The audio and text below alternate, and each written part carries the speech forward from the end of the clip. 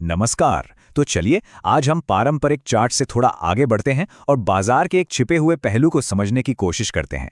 एक ऐसा डायमेंशन जो हमें दिखाता है कि असली एक्शन आखिर हो कहाँ रहा है। ज्यादातर लोग जब मार्केट को देखते हैं तो उन्हें कुछ ऐसा ही दिखता है। ये एक आम कैंडलस्टिक चार्ट है। अब इसे एक सपाट नक्शे की तरह समझिए, जो हमें कीमत का रास्ता तो दिखा रहा है, लेकिन ये नहीं बता रहा कि उस रास्ते का इलाका कैसा है, उबड़ खाबड़ है या समतल। यह हमें सिर्फ ये बताता है कि कीमत कब चली। पर सबसे जरूरी सवाल तो ये है कि असली बिजनेस, असली खरीद फरोख्त हुई कहाँ? वो कौन सी कीमतें थीं जिन पर सबसे ज्यादा दांव लगे?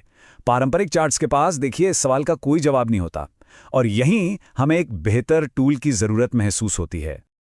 और वो टूल है वॉल्यूम प्रोफाइल। ये देखिए, ये चार्ट में वॉल्यूम का एक तीसरा बेहद जरूरी आयाम जोड़ देता है। ये हमें बताता है कि किस कीमत पर कितना वॉल्यूम था। अचानक से हमारा सपाट नक्शा एक 3D मैप में बदल जाता है, जो ये साफ साफ दिखाता है कि कारोबार कहाँ हुआ। तो आज के इस सफर में हम 5 पड़ावों से गुजरेंगे। सबसे पहले चार्ट के उस मिसिंग डायमेंशन को समझेंगे, फिर बाजार के इस नए नक्शे को देखेंगे, इसके जरूरी हिस्सों को जानेंगे, इसके अलग अलग आकारों का मतलब समझेंगे, और आखिर में इस जानकारी को ट्रेडिंग में कैसे इस्तेमाल करें इस पर बात करेंगे। तो चलिए पहले सेक्शन से शुरुआत करते हैं। यहां हम समझेंगे कि बाजारों को देखने के पारंपरिक तरीके में असल में कमी क्या है। अब देखिए, यहां फर्क एकदम साफ है। पारंपरिक चार्ट में वॉल्यूम बार नीचे होते हैं, जो ये दिखाते हैं कि कब ज्यादा ट्रेडिंग हुई, लेकिन वॉल्यूम प्रोफाइल वॉल्यूम को साइड में दिखाता है, जिससे ये पता चलता है कि किन कीमतों पर ज्यादा ट्रेडिंग हुई। याद रखिए, बड़े इंस्टीट्यूशनल ट्रेडर्स समय देखकर नहीं, वैल्यू देखकर पैसा लगाते हैं, और वॉल्यूम प्रोफाइल हमें वही वैल्यू दिखाता है। अच्छा, तो अब सवाल यह है कि ये काम कैसे करता है। इसके पीछे की सोच बहुत ही सरल और दिलचस्प है, जिसे ऑक्शन मार्केट थियरी कहते हैं। इस थ्योरी को ऐसे समझिए, कीमत एक विज्ञापन की तरह है। जब कीमत ऊपर नीचे जाती है तो मार्केट असल में पूछ रहा होता है, क्या इस दाम पर कोई खरीदने या बेचने वाला है। वॉल्यूम का मतलब है स्वीकृति। अगर किसी कीमत पर बहुत ज्यादा ट्रेडिंग हो, मतलब खरीदार और बेचने वाले दोनों को वो कीमत सही लग रही है, और जहां वॉल्यूम ना हो वो है अस्वीकृति। तो सीधी सी बात है, कीमत खोज करती है और वॉल्यूम उस खोज की पुष्टि करता है। ठीक है, अब जब हमारे पास ये नया नक्शा है तो चलिए इसके चिन्हों को पढ़ना सीखते हैं। वॉल्यूम प्रोफाइल के कुछ खास हिस्से हैं जिन्हें समझना बहुत जरूरी है। सबसे पहले और सबसे जरूरी है पॉइंट ऑफ कंट्रोल, यानी पीओसी। ये वो एक कीमत है जहां उस पूरी रेंज में सबसे ज्यादा वॉल्यूम ट्रेड हुआ। इसे बाजार की राजधानी समझिए, उसका सेंटर ऑफ ग्रेविटी।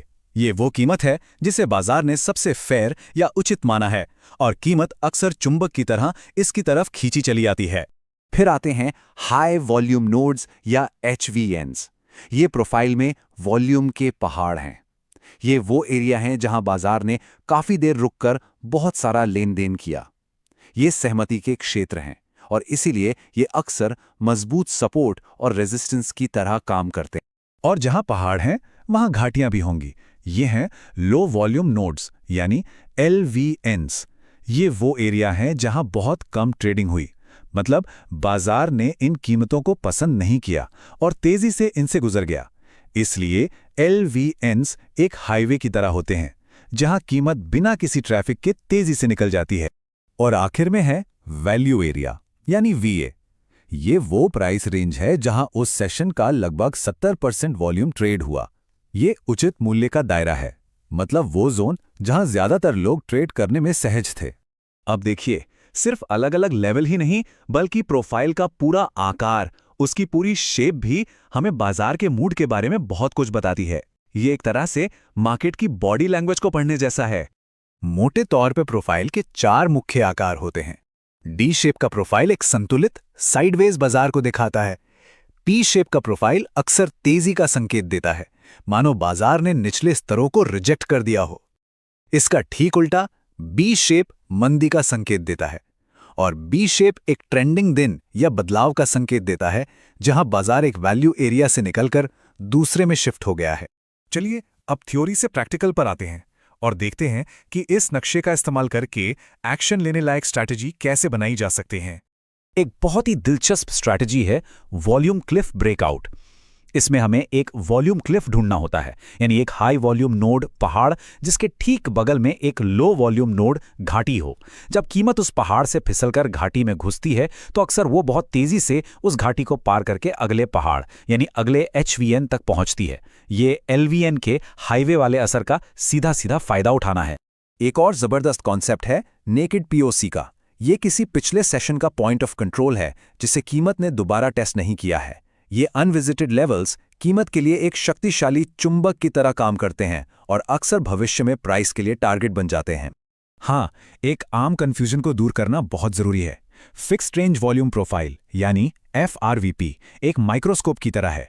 ये स्टैटिक और सटीक होता है, जिसे किसी खास मूव का विश्लेषण करने के लिए हम खुद सेट करते हैं। वहीं दूसरी तरफ विजिबल रेंज यानी VPVR एक लैंडस्केप की तरह है। ये डायनामिक होता है और जैसे जैसे हम चार्ट को जूम या स्क्रॉल करते हैं ये बदलता रहता है। दोनों ही काम के हैं पर दोनों का मकसद अलग है। तो आखिर में सबसे बड़ी सीख क्या है?